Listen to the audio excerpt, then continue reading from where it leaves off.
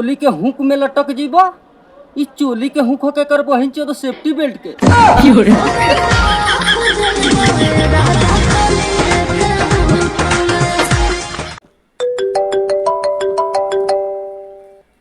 हाँ बोलल जाओ। पैसा भेजी ना, गांव में लोगन स्टार्ट हो गइल बा, साड़ी खरीदे के बा। अरे साड़ी तो किनले रही त्योहार में। एगो साड़ी पहनत पहनत मन उबिया गइल बा। एगो साड़ी से मन उबिया गइल बा।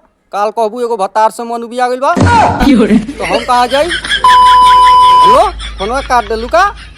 कंपनी में सबकर पगार रुक जाई, लेकिन बिल्डर के कबो ना रुकी। काहे के मैं कंपनी बिल्डिंगे पर टिकले बा। अरे होल्डरे ना उठी यदि बिल्डर के पगार रुकी।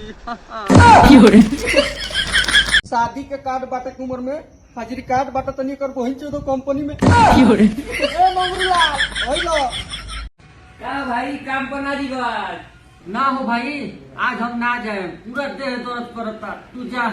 अरे आज कंपनी में मैडम आए वाला बड़ी। अंधारवा का लाड़ धरत रहो, जल्दी चलो लेट होता। औरत का चक्कर बाबू भैया।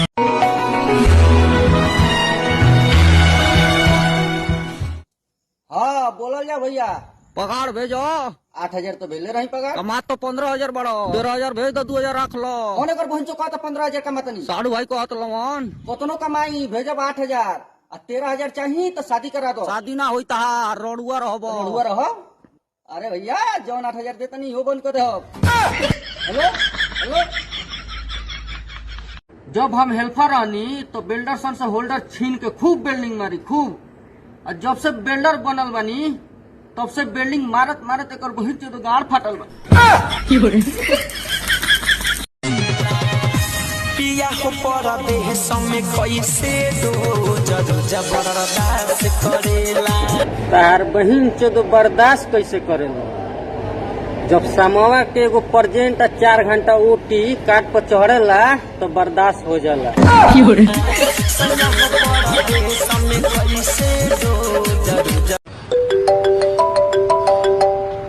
हाँ चाचा बोलो जाओ।